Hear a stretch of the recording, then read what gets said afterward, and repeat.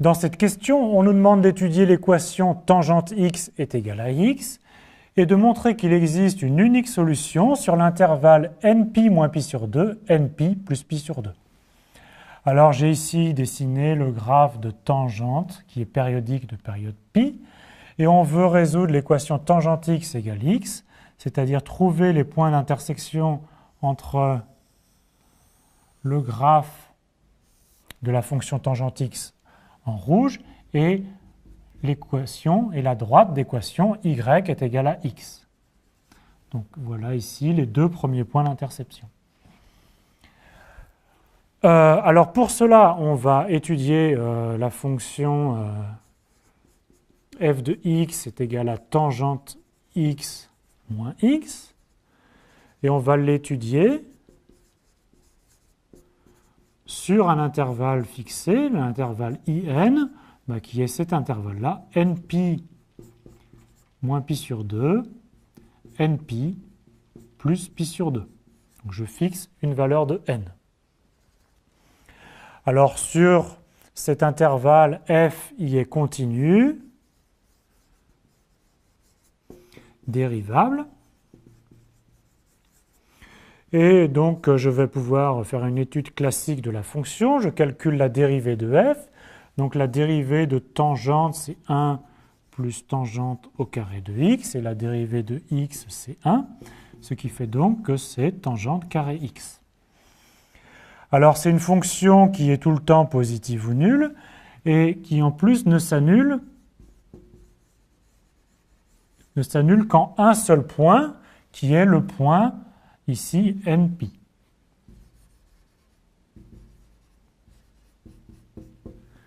Donc c'est une fonction qui est en fait tout le temps strictement positive sauf en une valeur et donc on en déduit que f est strictement croissante.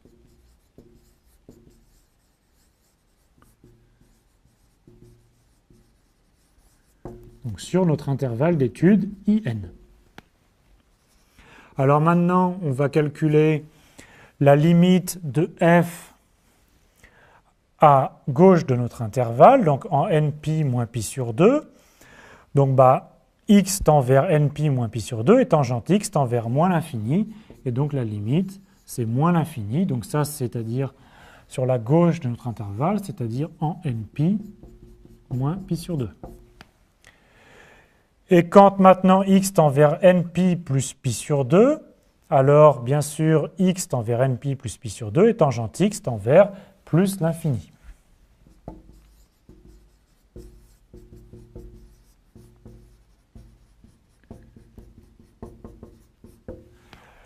Maintenant, par le théorème des valeurs intermédiaires, on a une fonction continue qui est strictement croissante et qui va de moins l'infini à plus l'infini. Il existe une unique valeur xn dans notre intervalle d'étude telle que f de xn est égal à 0. Alors bien sûr, on l'appelle x indice n parce qu'il dépend de l'intervalle d'étude. Autrement dit, qu'est-ce qu'on a démontré? C'est qu'il existe une unique valeur xn qui est donc dans notre intervalle npi moins pi sur 2, npi plus pi sur 2, telle que la tangente de xn ce soit égale à xn.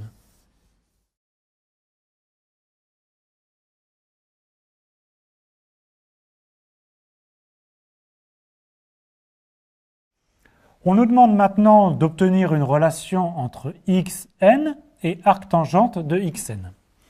Alors, on sait que tangente, la fonction tangente, quand on la restreint à l'intervalle moins pi sur 2 plus pi sur 2, ça devient une bijection vers l'intervalle moins l'infini plus l'infini. Et par définition, on appelle arctangente sa bijection réciproque qui va donc de moins l'infini plus l'infini dans l'intervalle moins pi sur 2 plus pi sur 2.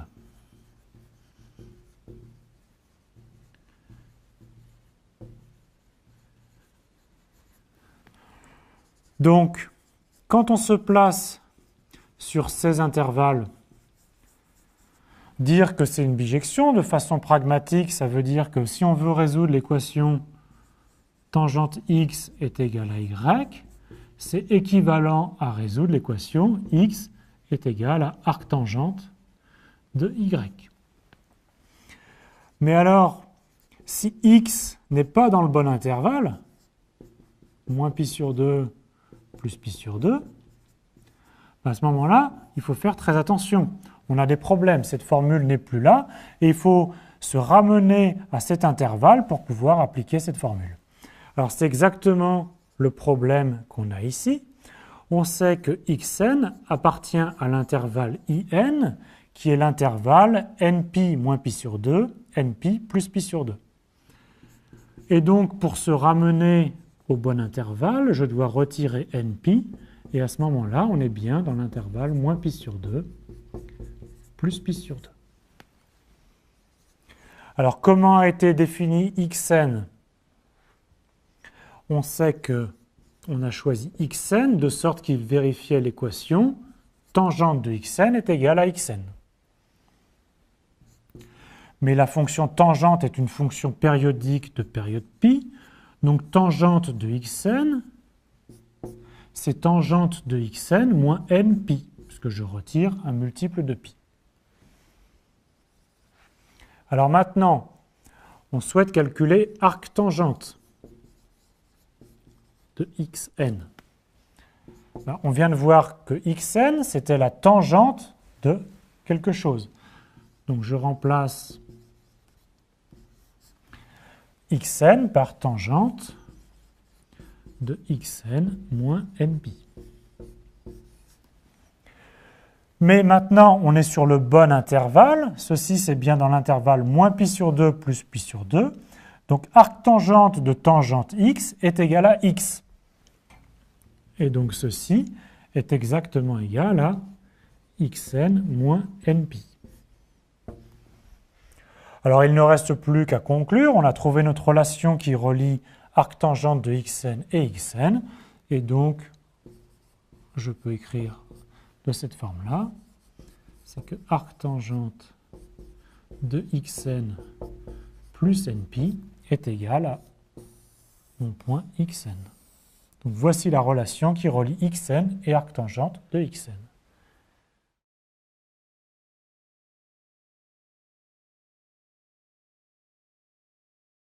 On va maintenant étudier le comportement asymptotique de xn lorsque n tend vers plus l'infini. Et on nous demande de trouver un développement limité à l'ordre 0, mais en fonction de n qui, lui, tend vers plus l'infini. Alors tout d'abord, on sait que par définition, xn appartient à l'intervalle in.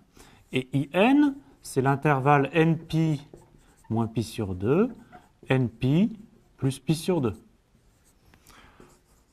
Donc, bien évidemment, xn tend vers plus l'infini quand n tend vers plus l'infini.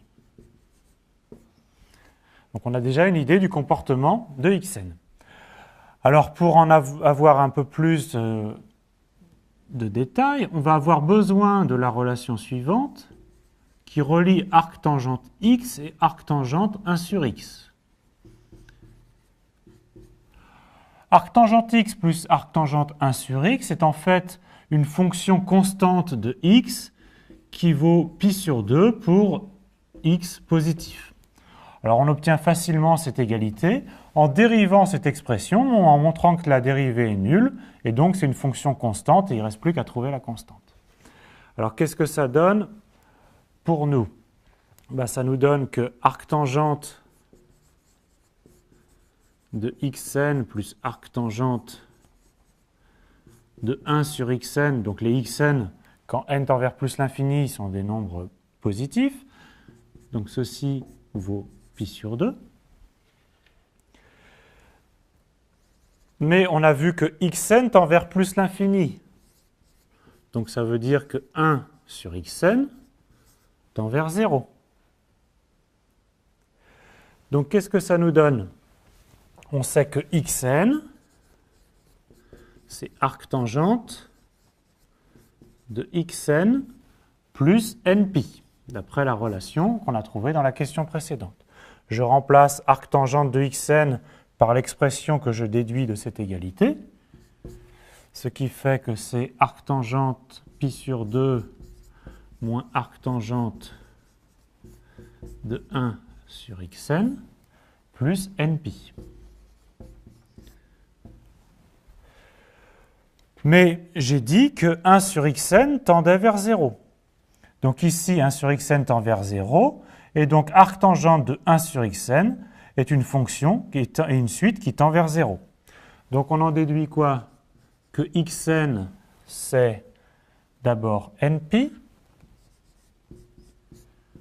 plus ensuite pi sur 2, et ensuite plus une suite qui tend vers 0 quand n tend vers plus l'infini.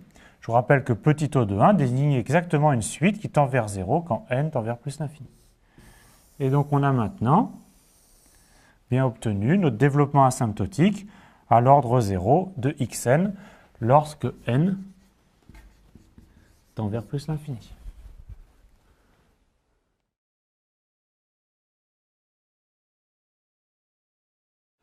On va pousser plus loin l'étude du comportement asymptotique de xn. Alors, on a d'abord obtenu que xn était de la forme npi plus arctangente de xn. Ensuite, on a montré que xn était npi plus pi sur 2 plus une suite qui tend vers 0. Et on va essayer de trouver les termes qui suivent. Alors, je repars de l'égalité xn est égal à npi plus arctangente de xn. Et comme dans la question précédente, j'utilise l'égalité que arctangente x plus arctangente 1 sur x est égal à, ici, plus pi sur 2.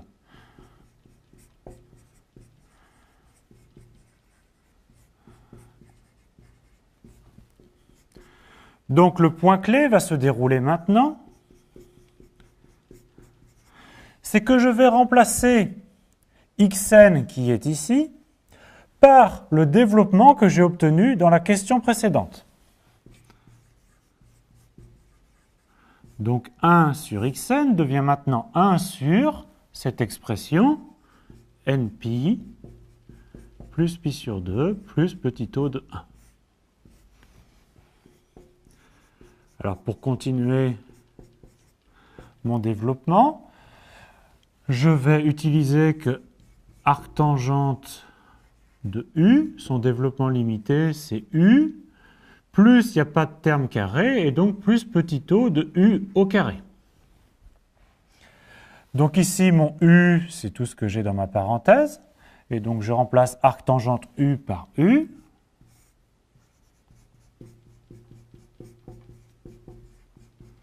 Et je dois ajouter des petits o de u au carré, ça va être en fait, ici, des petits o de 1 sur n au carré. Maintenant, on a ici un quotient dont on préfère, quand on a des quotients, que les dénominateurs commencent par 1. Donc je vais factoriser mon dénominateur par npi pour obtenir 1 plus 1 sur 2n, plus petit o maintenant de 1 sur n, parce que j'ai factorisé par n. Et j'oublie pas mon reste, 1 sur n au carré. J'ai maintenant bien ici une forme 1 sur 1 plus u, dont on connaît un développement limité.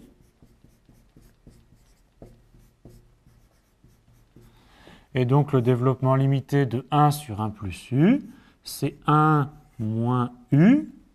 Donc u ici, c'est 1 sur 2n. Disons plus petit o de 1 sur n. Et plus des termes qui sont des petits o de u. Mais ici, les petits o de u sont déjà des petits o de 1 sur n. Donc on peut juste l'écrire comme ça. Et j'oublie pas encore mon reste global qui est 1 sur n au carré. C'est presque terminé. On a npi plus pi sur 2. Je vais développer ici ma parenthèse. Ça fait moins npi plus 1 sur 2pi n au carré. Et ici, j'ai donc un petit taux de 1 sur n fois 1 sur n, ça fait un petit taux de 1 sur n au carré. Et donc, on doit reporter ici.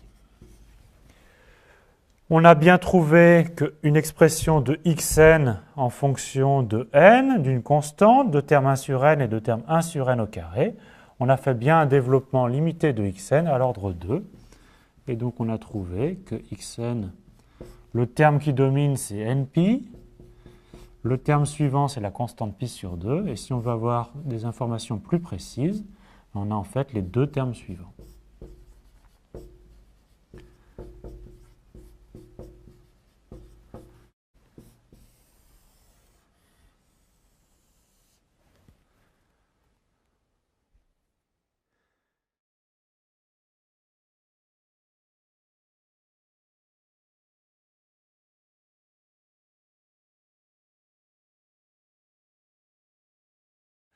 Alors je vous laisse terminer avec un exercice assez similaire. On considère maintenant l'équation exponentielle x est égale à n moins x pour chaque entier n.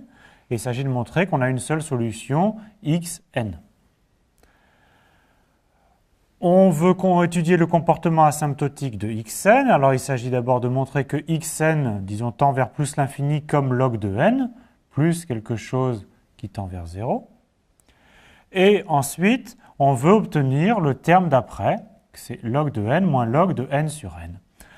Alors pour cela, il faut utiliser cette expression et la reporter dans l'égalité qui est ici, pour obtenir le terme suivant. Et enfin, est-ce que vous sauriez continuer ce développement à l'ordre d'après ?